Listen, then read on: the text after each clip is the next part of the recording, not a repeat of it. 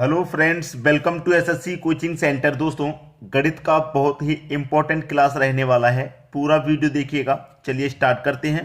पहला क्वेश्चन है, 38 रुपये प्रति किलो के चावल को 44 रुपये प्रति किलो के चावल से किस अनुपात में मिलाया जाना चाहिए कि मिश्रण को 52 रुपये पर केजी पर बेचे जाने पर 30% का लाभ हो। हमसे कह रहा है वो 30% का लाभ। देखिए 30% का लाभ कब होगा? जब 100% की चीज को हम 130% में बेचेंगे तभी तो लाभ होगा। ठीक है, लेकिन हमने क्या किया है कि 38 रुपये किलो वाले चावल को और 44 रुपये किलो चावल को दोनों को मिला करके हमने 52 रुपये प्रति किलो में बेचा। ठीक है, तो देखिएगा 100% चीज होती है कोई भी, हम 100% चीज होती है, ये बात आप अच्छे से जानते हैं। कोई भी वैल्यू होती है वो 100%। ठीक है, कितने में बेच रहे हैं भाई? हम 52 रुपये प्रति किलो में बेच रहे हैं 100% की चीज। हमें क्या करना है? 130% का मान निकालना है, क्योंकि 30% का लाभ चाहिए। अगर हमें इसमें 30% का लाभ नहीं दिया होता तो एलिगेशन मेथड से आसानी से हो जाता, लेकिन पहले इस 30% की वैल्यू निकाल लेते हैं। ठीक है, तो बट्टे में क्या रहेगा? 130। 100 की चीज को 130 में बेचेंगे जब भी तो 30% का लाभ होगा। चलिए कटाते हैं, 0 से 0 कटाऊंगा, 13 चौके 52। ठीक है, और 4 कमल पे 10 से करूंगा तो ये हो जाएगा 40, यानी कि 100% की वैल्यू निकल के आ गई आपकी 40। अब आसानी से हो जाएगा। यहाँ पे कितनी वैल्यू है? 38 रुपये प्रति किलो, यहाँ पे 44 रुपये प्रति किलो, और दोनों को मिला करके कितना हो गया? 40 रुपये प्रति किलो। एलिगेशन मेथड लगा दो भाई। 44 और 40 का अंतर 4, 38 और 40 का अंतर 2, कटेगा 2 एक कम 2, 2 दूनी का 4, यानी कि आपका जो अनुपात निकल के आ गया 2:1, यानी कि 2:1 निकल के आया। किस ऑप्शन में है? बी ऑप्शन में। यह आपका बिल्कुल सही जवाब है। तो सभी को आसानी से समझ में आ गया, कोई प्रॉब्लम नहीं होगी किसी को भी। चलिए अब देखेंगे हम अगला प्रश्न। अगला क्वेश्चन है, 7 मैचों में एक बल्लेबाज द्वारा बनाए गए औसत रन 53 हैं। देखिएगा 7 मैचों में बनाए गए औसत 53, औसत रन 53। तो संख्या कमल पे औसत से करने पे योग मालूम हो जाता है। तो 7 कमल पे 53 से कर दूंगा, 7 त्रिक का 21 का 1, कैरी का 2, 7 पच्चे 35 और कैरी का 2 कितना हो जाएगा भैया? 37। ये हो गया इनका योग। ठीक है, फिर बोला कि 9 मैचों का औसत 33 है। 9 मैचों का औसत कितना? 33।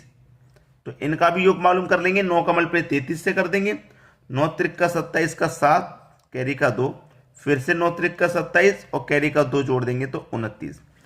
पूछ रहा है कि 16 मैचों में बल्लेबाज द्वारा बनाए गए रन का औसत कितना है? 7 मैच ये, 9 मैच ये, टोटल मैच कितने हो गए? 16। और 16 मैचों में रन कितने बनाए गए हैं? दोनों को जोड़ लीजिए। ये 7 मैच के रन हो गए, ये पूरे 9 मैच के हो गए, दोनों को जोड़ लेंगे। 1 और 7 8। ठीक है, 7 और 9 16, 16 का 6, कैरी का 1, 3 और 2 5, कैरी का 1 जोड़ देंगे तो 6, यानी कि 16 मैचों में कितने रन हो गए भैया? 668। लेकिन रन नहीं पूछा, इनका औसत पूछा है। तो औसत कैसे पता करते हैं? जो रनों का योग है उसमें संख्या से डिवाइड कर दो, यानी कि 16 से डिवाइड कर देंगे। कर दो भैया। ठीक है, 16 16 32, 16 48, 16 चौके 64, यानी कि 4 बार में तो 64 तक चला गया। 66 में से 64 तक चला गया, 2 बचेगा, 2 में 8 लगा देंगे 28। तो 16 एक कम 16 कटेगा, 16 एक कम 16।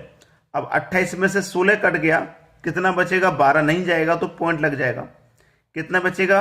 12 बचा, नहीं जाएगा पॉइंट लग जाएगा, कितना हो जाएगा? 120। ठीक है, अब 16 का पहाड़ा फिर से 120 से पहले कहां तक काटेगा उसे देख लीजिए, वरना यहां पे आप देखेंगे तो 41 कितने ऑप्शन में है? पॉइंट से पहले 41, पॉइंट से पहले 44, पॉइंट से पहले 49, एक ही ऑप्शन है। तो बेटा पहला ही ऑप्शन मेरा सही हो गया। क्लियर? चाहे इसको कटा लो, 14 पंज 16, 16 पंज 80, 16 छिक्की 96, 16 सत्ते 112, यानी कि 16 सत्ते 112 तक कटेगा। 120 में से कटेगा 112 तक, 120 में से 112 कटा तो 8 बचा, फिर 108 के आगे लग जाएगा तो 16 25 80, 5 बार में पूरा कट गया। भाई पूरा तो हम काट के देख ही रहे हैं, लेकिन जब हम एग्जाम देते हैं तो वहां समय की वैल्यू होती है। हमें बस इतना देखना होता है कि जो हम कैलकुलेशन कर रहे हैं वहां से कौन सा आंसर मैच कर रहा है। केवल पहला कर रहा है ना, बाद में इतना पूरा करने की जरूरत नहीं है, आंसर पहला हो गया। चलिए अब देखते हैं अगला सवाल। अगला प्रश्न है, अंकित मूल्य का क्रय मूल्य से अनुपात 13:11 है। देखना प्रश्न में क्या बोला है। उसने बोला है अंकित मूल्य यानी कि मार्क प्राइस का अनुपात किससे, क्रय मूल्य यानी कि कॉस्ट प्राइस से कितना है, 13:11। अब इसमें एक बात हमेशा याद रखना, जो वैल्यू पहले दी गई है पहले वाला अनुपात उसी का होगा। पहले दिया गया अंकित मूल्य तो पहले वाला अनुपात अंकित मूल्य का होगा यानी कि 13। ठीक है, बाद में जो वैल्यू दी गई है बाद वाला उसी का होगा यानी कि 11 हो गया आपका क्रय मूल्य। ठीक है, फिर क्या कह रहा है, यदि लाभ प्रतिशत 9.1/11 है, कितना, 9.1/11, 9.1/11 कितना, 9.1/11 प्रतिशत ये दे रखा है। तो इसका क्या होगा भाई, इसका क्या होगा, 11 का मल्टीप्लाई 9 से करेंगे तो 99, और 99 जोड़ेंगे 1 तो 100 यानी कि 100 के बट्टे में 11, 100 के बट्टे में 11 हो गया। ठीक है, और ये क्या है, प्रतिशत। अब इसको सॉल्व करेंगे, 100 है ऊपर, बट्टे में 11। अब आप अच्छे जानते हैं कि प्रतिशत का मतलब क्या होता है, बट्टे में 100, तो ये कटेगा 100 1 कम 100। अब ये 1 के बट्टे में 11 हो गया। अब ये क्या हो गया दोस्तों, 1 के बट्टे में 11। क्लियर है, किसी को कोई प्रॉब्लम नहीं होगी यहां तक। ये हो गया 1 के बट्टे में 11। ठीक है, 1 के बट्टे में 11 हो गया। अब 1 के बट्टे में 11 में का मतलब कि 11 की चीज को हम 1 रुपये लाभ पे बेच रहे हैं। 11 की चीज को 1 रुपये के लाभ पर बेच, हमसे लाभ प्रतिशत तो पूछ रहा है। 11 की चीज को 1 रुपये के लाभ पर, यानी कि 11 की चीज को हम 12 में बेचेंगे। कितनी बेचेंगे, 12 में। तो सेलिंग प्राइस हमारा 12 हो जाएगा। तो बीच में लिखो सेलिंग प्राइस। सेलिंग प्राइस भाई हमारा कितना है, 12। अब देख लेना कि हमने खरीदा कितने में, उस वैल्यू को 11 रुपये में। हमने उस वैल्यू पे प्राइस डाल रखा है 13 रुपये, और हम बेच कितने में, 13 रुपये की चीज को हम बेच रहे हैं 12 रुपये में। ठीक है भाई, 13 रुपये की चीज को हम कितने में बेच रहे हैं, 12 रुपये में बेच रहे हैं। तो कितने का प्रॉफिट या लॉस, प्रॉफिट तो यहाँ, लॉस तो यहाँ पे दिखा रहा है कि 1 रुपये का लॉस हो रहा है यहाँ पे। ठीक है, कितने की चीज है, 13 रुपये की चीज है, और प्रतिशत के लिए 100 से गुना करते हैं।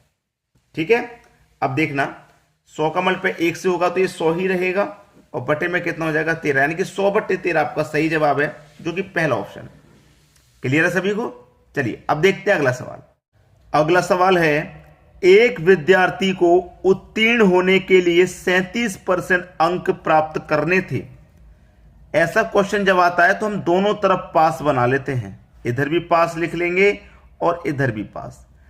उसे उत्तीर्ण होने यानी कि पास होने के लिए 37% अंक प्राप्त करने थे, वह 99 अंक प्राप्त करता है और 12 अंकों से अनुत्तीर्ण हो जाता है यानी कि फेल हो जाता है। उसे पास होने के लिए 37% चाहिए थे, प्रतिशत में कितना, 37%। उसने 99 तो उसने प्राप्त कर लिए, लेकिन 12 अंक से फेल हो गया। अगर ये 12 अंक इसको और मिल जाते तो ये फेल नहीं होता, पास हो जाता। तो हम क्या करेंगे, इसको पास बना लेंगे, यानी कि इसने 99 अंक तो प्राप्त कर लिए, वो कितने अंक से फेल हुआ है, 12 से। अगर हम इसको 12 अंक और दे दें तो ये फेल नहीं होगा, पास हो जाएगा। तो देखिए 37% 99 में जोड़ेंगे 12 तो ये हो जाएगा 111 हो गया। अब देख लेना 111 जब ये हो गया, ये 37% है और ये कितना हो गया, 111 हो गया। अब 1% की वैल्यू कितनी हो जाएगी भाई, 1% की वैल्यू कितनी, 37 से कितनी बार में कटेगा, 111, 37 से 3 बार में कटेगा।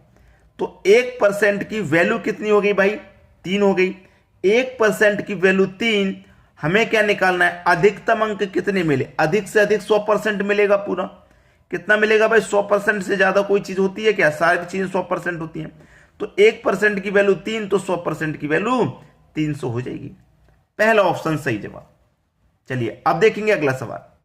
अगला प्रश्न है, 121 और 225 का मध्य समानुपात ज्ञात करो।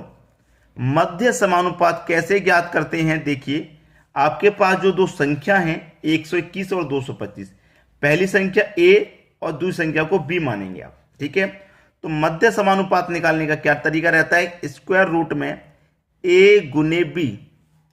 अब a का मान कितना है आपको मालूम है, 121 है, b का मान 225 है, पूरे के ऊपर स्क्वायर रूट है। अब 121 का स्क्वायर रूट हम सॉल्व करेंगे तो 11 गुने 225 का स्क्वायर रूट सॉल्व करेंगे तो 15, ठीक है, स्क्वायर रूट सॉल्व हो गया। अब 11 का गुना 15 से करेंगे तो कितना हो जाएगा, 11 पंजे 55 का 5, कैरी का 5, 11 कम 11, 11 में 5 जोड़ दो तो 16, यानी कि 165 हो जाएगा। सी ऑप्शन सही हो गया, 165 बिल्कुल करेक्ट जवाब आपका। अब देखेंगे अगला प्रश्न। अगला प्रश्न है, एक घड़ी का क्रय मूल्य ज्ञात कीजिए यदि लाभ प्रतिशत 37.1/2% है और विक्रय मूल्य 1650 रुपए है। देखिए अच्छा क्वेश्चन है, लाभ का प्रश्न है, 37.1/2%। इसकी फ्रैक्शन वैल्यू क्या होती है, इसकी फ्रैक्शन वैल्यू होती है 3/8 और नीचे वाली वैल्यू आप जानते हैं कॉस्ट प्राइस होती है, ठीक है, और नीचे में ऊपर वाली को जोड़ देंगे, यानी कि 8 रुपए की चीज है उसे हम 3 रुपए लाभ पर बेच रहे हैं। 8 की चीज को 3 रुपए लाभ का मतलब है हम उस वैल्यू को 11 में बेचेंगे। 8 की चीज को मैं 11 में बेचूंगा तभी तो 3 रुपए का मुझे फायदा होगा, ठीक है, होगा कि नहीं होगा। तो ये मेरा क्या हो गया, अमाउंट हो गया, ठीक है, यानी कि 8 रुपए की चीज को मैं कितने में बेच रहा हूं, 11 में बेच रहा हूं, 11 में बेच रहा हूं। सेलिंग प्राइस मेरा 11 है तभी तो मुझे 3 रुपए का प्रॉफिट हो रहा है। सेलिंग प्राइस मेरा कितना है, 11, 11 मेरा सेलिंग प्राइस हो गया, ठीक है। यहां पे मेरा सेलिंग प्राइस कितना हो गया, 11, और यहां पे मेरा सेलिंग प्राइस यानी कि विक्रय मूल्य कितना है, 1650 है। तो 11 की वैल्यू 1650 के बराबर, ये भी सेलिंग प्राइस और ये भी सेलिंग प्राइस। तो देखिए कटा लो, 11 से कटेगा इसको, 11 एकम 11, 11 एकम 11, ये तो 11 एकम 11 कट गया, 11 एकम 11, 5 बचेगा 55, 11 पंजे 55 और 1 की 0, तो 1 की वैल्यू हो गई भाई 150 के बराबर। जब 1 की वैल्यू 150 के बराबर, तो आपसे प्रश्न में क्या पूछ रहा है वही बता देना है। आपसे क्या पूछ रहा है प्रश्न में, एक घड़ी का क्रय मूल्य ज्ञात कीजिए। क्रय मूल्य ज्ञात करने के लिए कह रहा है भाई, उसने क्या बोला है, क्रय मूल्य ज्ञात कीजिए यदि लाभ 37.5% और विक्रय मूल्य 1650% हो, उसने ये बोला है, ठीक है। तो देखिएगा यहां पे आसानी से हो जाएगा। एक घड़ी का क्रय मूल्य, क्रय मूल्य मतलब 100% का मान हो गया, क्रय मूल्य क्या हो गया, 100% का मान। लेकिन आपको 100% का मान नहीं चाहिए, क्यों, क्योंकि आपके पास क्रय मूल्य निकालना है। क्रय मूल्य यानी कि कॉस्ट प्राइस आपके पास कितना है, 8 है, तो आपको जो निकालना है वो 8% का मान निकालना है, ठीक है। तो देखिए 1% वाला 150, तो 8% बराबर कितना, 1200। 8 का मल्टीप्लाई 150 से कर देंगे तो 15 120 और 1 0, तो 8% की वैल्यू 1200 हो गई। डी ऑप्शन बिल्कुल सही।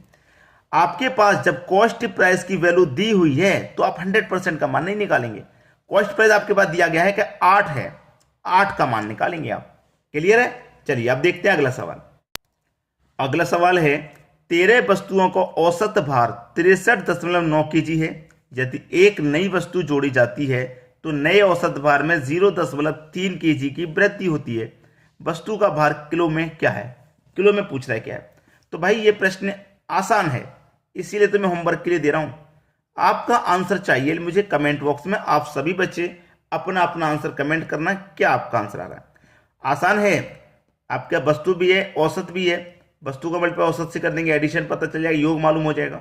फिर क्या बोला उसने कि एक वस्तु जोड़ी गई, पहले से 13 थी, एक जोड़ देंगे तो 14 हो जाएगी, ठीक है, 14 हो गई और औसत में इतनी की वृद्धि हो गई।